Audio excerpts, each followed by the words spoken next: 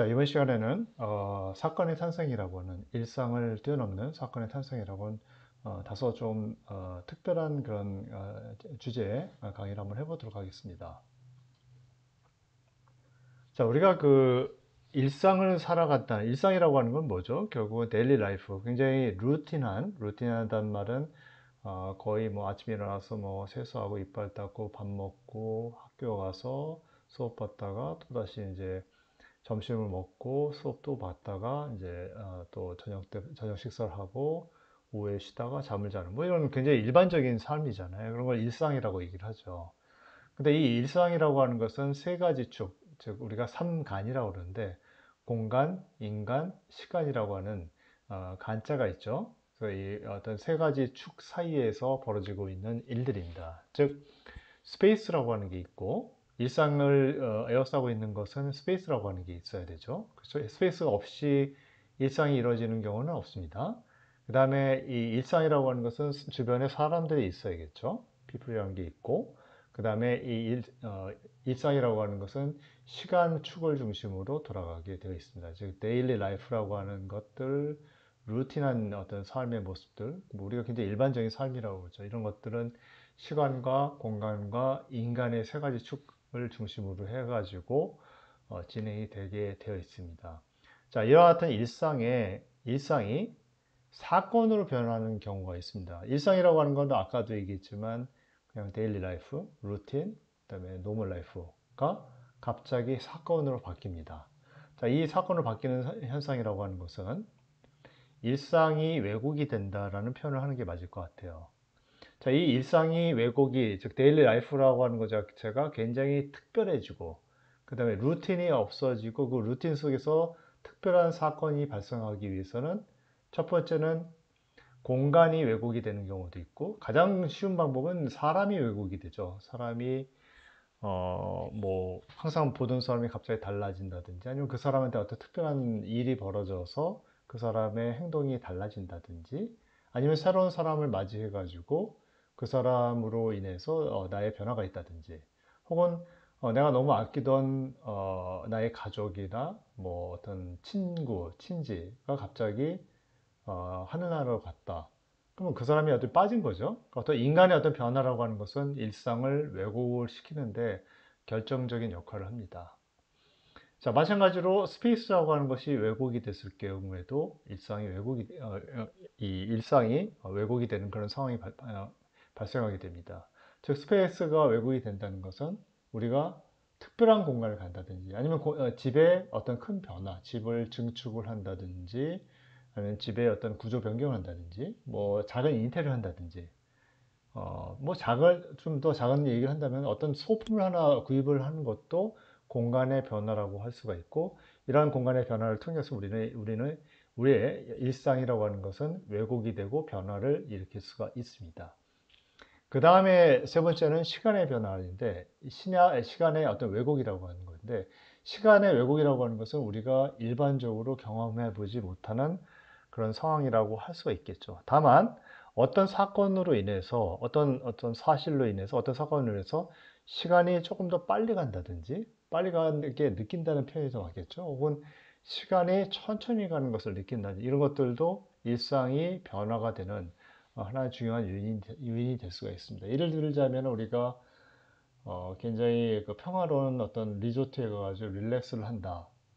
라고 한다면 시간은 굉장히 천천히 가면서 우리의 삶을 정상의 상태로 만들어주는 어떤 작은 사건이 되지 않을까 합니다. 마찬가지로 우리가 너무너무 바쁘게 학교 생활을 하고 있다. 그러면 시간이 굉장히 빨리 가겠죠? 우리가 생각하는 것보다.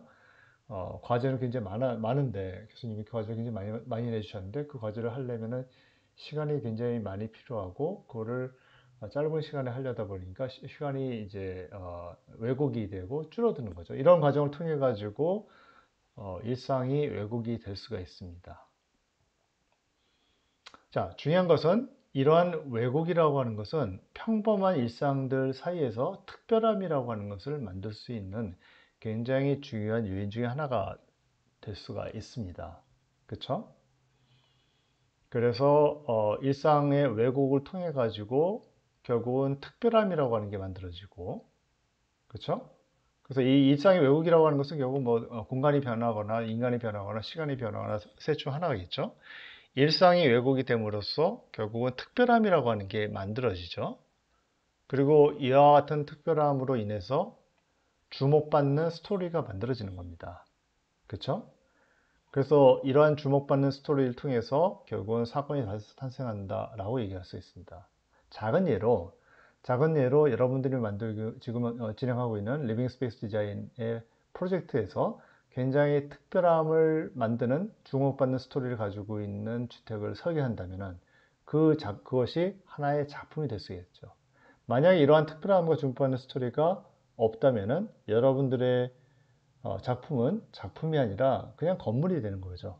그냥 일반적인 건물을 만들 것이냐, 아니면은 특별함을 가지고 있는 주목받는 스토리를 가지고 있는 특별한 주택을 만들 것인가에 관한 얘기가 될 것 같습니다. 여러분들은 세계적인 디자이너가 될 겁니다. 그렇기 때문에 주목받는 스토리를 가지고 특별한 주택을 만들어야 되는 그런 숙명에 직면하고 있다.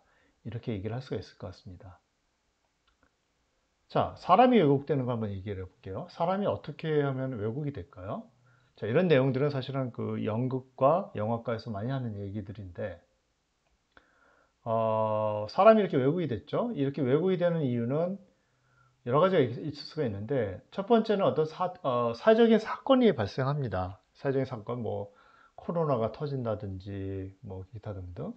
그 다음에 경제적인 변화. 코로나가 터지고 나서 갑자기 인플레이션 막 치솟으면서 물가가 비싸지고 이런 건 경제적인 변혁이 되는 거고.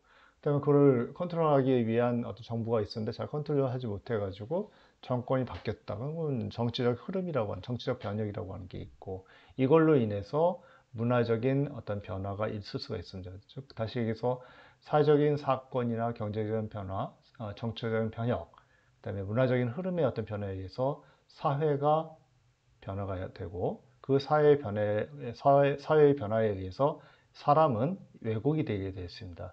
이와 같은 왜곡된 사람의 어떤 행동에는 일상적인 어떤 루틴한 삶에서의 변화가 있기 때문에 행동의 변화가 있을 수가 있는 것이고 이와 같은 행동의 변화를 일으키기 위한 이 사람의 마음가짐, 마음의 어떤 변화라고 하는 게 있었다라고 얘기할 수가 있죠. 이와 같은 마음의 변화라고 하는 것은 아까 얘기했던 이러한 사회적 사건, 경제적 변화, 정치적 변혁, 문화적 흐름에 따라서 변화가 일으켜진 것이다 라고 얘기할 수 있습니다. 자, 이와 같은 일상적인 인간의 행동의 변화라고 하는 것은 결국은 그 행동을 수용하기 위한 공간에서 어떤 일이 일어날 것인가, 무슨 일이 일어날 것인가에 관한 얘기가 될 것이고 결국 이걸 우리는 기능 혹은 프로그램이라고 지칭을 하고 있습니다. 자, 이와 같이 공간에서 프로그램의 어떤 변화라고 하는 것이 일어난다면 당연히 공간은 공간의 형태라고 하는 것은 변화를 일으킬 수밖에 없죠. 공간의 형태가 이루어진다는 것은 동선의 변화를 의미하는 것이고 그 동선을 이용해서 공간을 활용하고 있는 사람의 마음에 큰 변화가 발생한다라고 얘기할 수가 있습니다.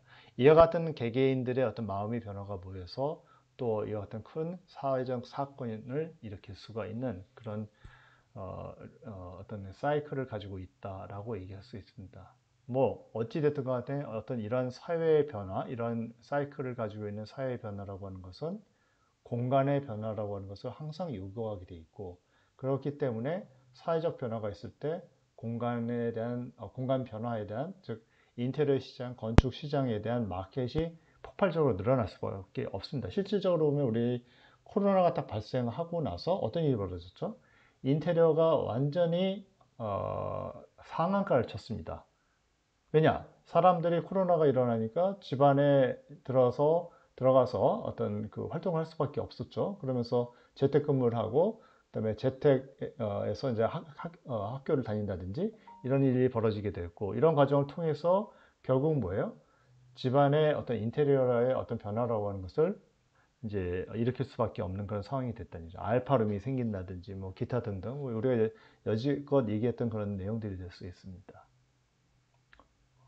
자, 그렇기 때문에 우리는 사회 트렌드 분석을 하는 것을 게을리해서는 안 되는 거고, 그 다음에 새로운 프로그램이 뭐가 생기는지를 보기 위해서 신문이나 잡지 등등을 지속적으로 봐야 되는 겁니다.